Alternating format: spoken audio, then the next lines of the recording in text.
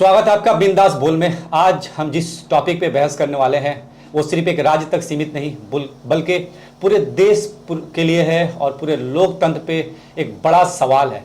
जी हाँ, हम बात करने वाले हैं फेक वोटर्स के बारे में, जिसका खुलासा किया है एक तरफ बीजेपी ने तो दूसरी तरफ तृणमूल ने। बीजेपी ने आरोप लगाया है कि पश्चिम बंगाल में तकरीबन 13 लाख से ज्यादा फेक वोटर्स हैं।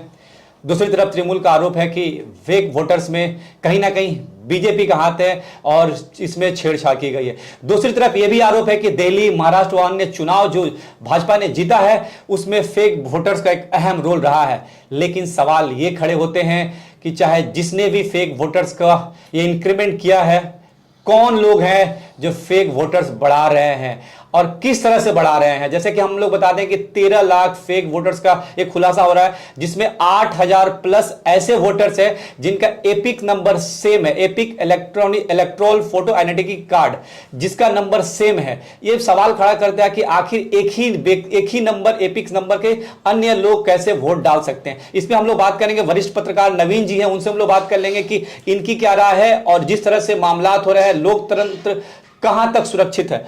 सबसे पहले स्वागत है नवीन जी। नमस्कार। जो अभी सबसे बड़ा मुद्दा बना हुआ पूरे पश्चिम बंगाल में फेक वोटर्स को लेकर देखा जा रहा है कि तृणमूल सरकार भी सक्रिय है और उनके काउंसलर जा रहे हैं लोगों के घरों तक और फेक वोटर्स की तलाश खोजाई हो रही है। तो क्या ये हकीकत है या सिर्फ एक आईवास दिखावा है? क्या कहना चाहेंगे इसको लेकर?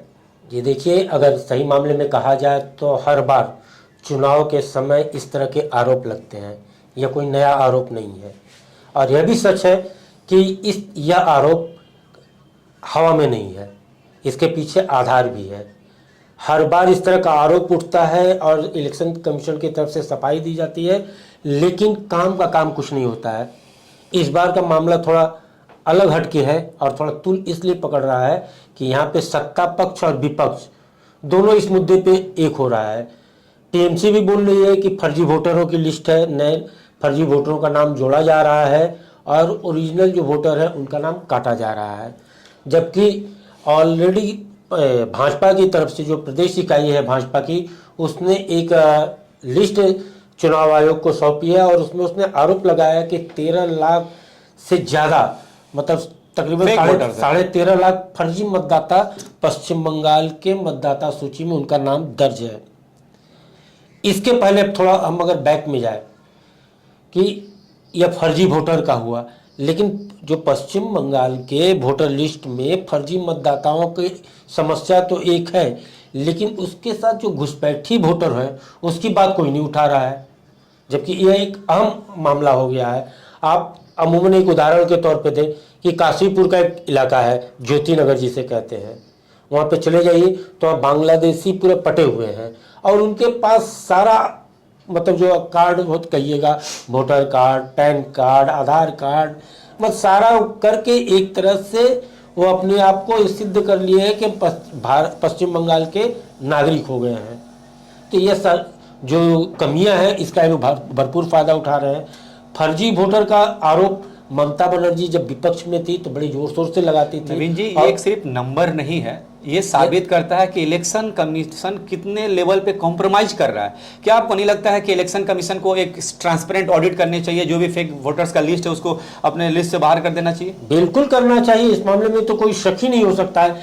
आखिर इस तरह के जो फर्जी वोटर होते हैं जिनका नाम कई जगहों पे होता है, एक ही मतदाता है जिसका वार्ड नंबर 6 में भी उसका नाम है और वार्ड नंबर 108 में भी है, और वो देखा जाएगा तो कमरट्टी में भी मतदाता बना हुआ है। बहुत से ऐसे तो एपिक नंबर वाले जो कलकत्ता में भी है, बिहार में भी है वोटर आईडी। तो इन सब चीजों को लेकर कहीं ना कहीं अगर इसको एक बड़े सुधार की जरूरत है और यह सुधार चुनाव आयोग को तुरंत करना चाहिए, क्योंकि इससे देश की जो एक्चुअल मतदाता संख्या है उसका पता चलेगा और राजनीतिक दलों को इसको लेकर राजनीति करने का मौका नहीं मिलेगा।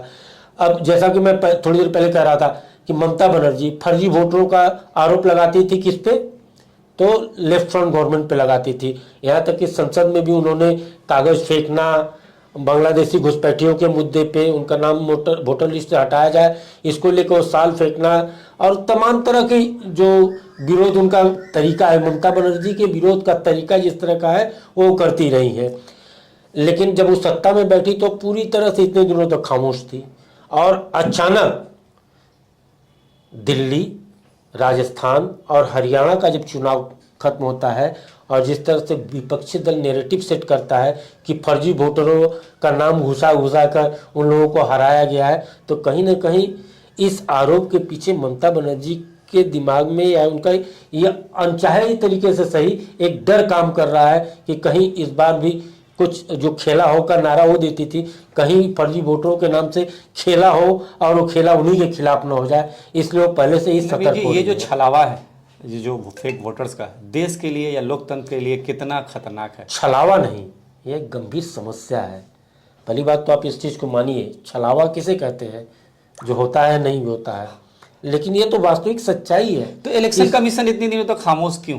कमी जैसे कि है। तृणमूल ने आरोप लगाया है कि दिल्ली महाराष्ट्र में जो चुनाव जीते हैं भाजपा ने, वहां पे भी फेक वोटर्स का इस्तेमाल किया गया है। जी, तो अगर इस तरह के कार्य होते हैं तो जो वोटर्स है या इलेक्शन की बेहुरमती आप बोलेंगे, कोई वैल्यू ही नहीं रह गया, पार्टियां अपने हिसाब से फेक वोटर्स को बढ़ा करके वोट जीत जाएंगी, तो लोकतंत्र कहां बचा फिर?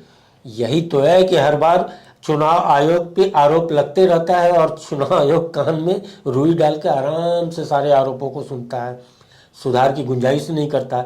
इसीलिए कहा गया है कि स्पेसिफिक पर्सनल आइडेंटिफिकेशन रखना होगा, थंब किया जाए, रेटिना लिया जाए, जैसे आधार कार्ड वगैरह के लिए बनाया गया था, उसका लिंकअप ओरिजिनल आधार कार्ड से किया जाए, क्योंकि आधार कार्ड तो जेब में लेकर बहुत लोग घूम रहे हैं, लेकिन उसका पंजीकरण आधार कार्ड का रजिस्ट्रेशन आधार कार्ड के पोर्टल में हुआ है कि नहीं। अगर हुआ है तो आप बैंक अकाउंट जो है उसको आप आधार से लिंक कर दे रहे हैं।